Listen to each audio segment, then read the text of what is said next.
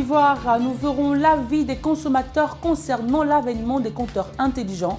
Toujours en Côte d'Ivoire, nous parlerons des avis des parents sur le réaménagement des dates fixées pour les examens.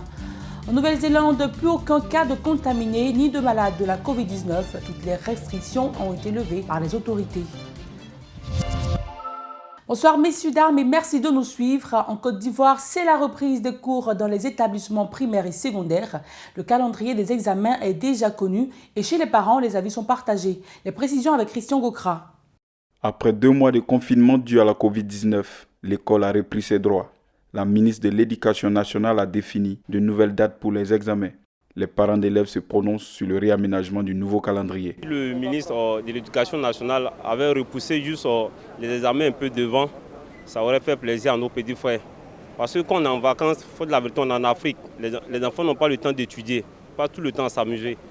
Puis on reprend, on ne leur donne pas le temps d'évacuer les lacunes et puis on programme les examens. Vraiment, pourrions dire pour ne pas que le taux d'échec soit élevé. Je pense que tout parent qui veut voir son fils réussir doit laisser son enfant composer. Et le gouvernement sait bel et bien qu'ils n'ont pas fini le programme. Ils vont s'atteler à donner des cours au niveau où les enfants sont arrêtés pour pouvoir les évaluer. Comment les examens se préparent dans les établissements? Nous avons rencontré le proviseur du lycée moderne de Koumassi qui nous parle des réalités de son établissement.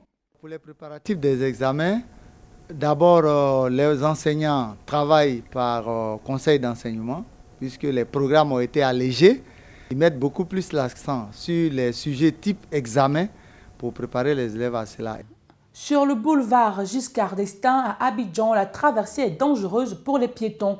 Sur le tronçon ancien Koumassi et le carrefour Akwaba, les piétons se font très souvent renverser par les véhicules. Une situation inquiétante, on en parle dans le compte-rendu d'Henri Nyamke. Avec les déguerpissements répétés ces dernières années dans la commune de Port-Boué, la presqu'île d'Agayokoubé, située non loin de l'aéroport, a accueilli de nombreuses personnes sinistrées. Ces personnes, pour aller en ville, sont obligées de traverser le boulevard Giscard d'Estaing à la descente de la Pinasse. Et bon nombre d'entre elles sont souvent renversées par des véhicules roulant à vive allure. Pour ce responsable de la société des Pinasses, l'indiscipline est à la base de cette situation. Il a un feu à Ancien Koumassi et il a un feu à Akwaba. Donc je pense que l'endroit le mieux indiqué pour traverser, c'est au feu. Lui qui traverse directement ici, c'est lui qui cherche sa mort. Au nom des habitants d'Agayokoubé, cet homme plaide pour une solution durable. Ce que je vois qu'on peut faire, c'est de mettre un feu ou bien des bandes blanches là pour pouvoir traverser. La sécurité de plusieurs personnes est en jeu. Les autorités gagneraient à prêter une oreille attentive à la situation. Pour faciliter l'accès des populations à l'électricité, l'État ivoirien a initié un projet pour permettre aux foyers à faible revenu de s'alimenter en électricité. Le projet L'électricité pour tous est apprécié par les populations. Les reportages d'Eni Kouman.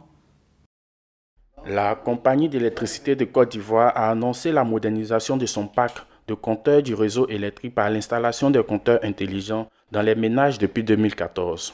Une innovation pour lutter contre la fraude sur l'électricité. Pour les consommateurs, ce nouveau dispositif est avantageux car il leur permet de contrôler leur consommation d'électricité. Ça fait 2 ans. Ce que moi je trouve comme un changement, l'utilisation, c'est moins. Ça te permet de dormir toujours clair. Tu mets 4 000 francs, ça peut faire dans le mois. Malgré ces avantages, certains consommateurs demandent plus de transparence dans le rechargement des cartes. En tout cas, c'est avantageux, c'est bon, mais ils n'ont qu'à essayer de revoir compte tenu de côté de déchargement. Parce que souvent, quand tu t'en as chargé à 2000 francs, tu viens te trouver que non, sans consommer d'abord même, tu viens te trouver qu'il y a des manquants.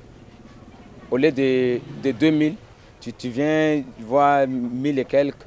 Bon, dans ces points-là, en tout cas, je pense qu'ils n'ont qu'à essayer de revoir ça aussi. Selon les autorités, la fraude sur l'électricité fait perdre plus de 40 milliards de francs CFA, soit 60,8 millions d'euros par an à l'État de Côte d'Ivoire. Rappelons rapidement le bilan de la Covid-19 en Afrique. Nous passons à présent à près de 190 000 cas confirmés, près de 80 000 guérisons et près de 5 200 décès. Alors, en Nouvelle-Zélande, il n'y a plus aucun cas actif de coronavirus. Les autorités sanitaires de l'archipel l'ont annoncé ce lundi après la sortie du dernier patient à l'isolement. Et ce, grâce à un confinement strict de 7 semaines sur tout le territoire qui a pris fin dans le mois de mai. Avec 5 millions d'habitants, l'archipel n'a enregistré qu'un millier de cas et seulement 22 morts. Toutes les restrictions nationales ont été levées par les autorités. Au Kenya, environ 200 personnes ont manifesté lundi à Nairobi pour protester contre les violences policières. Ces violences policières ont coûté la vie à 15 personnes depuis l'instauration du couvre-feu contre le coronavirus. À cet effet, 6 officiers de police sont arrêtés et poursuivis pour certains de ces crimes. Les manifestants étaient surtout composés de proches des victimes dues aux opérations de la police ces dernières années. C'est la fin, merci de nous avoir suivis. On se retrouve demain pour une nouvelle édition.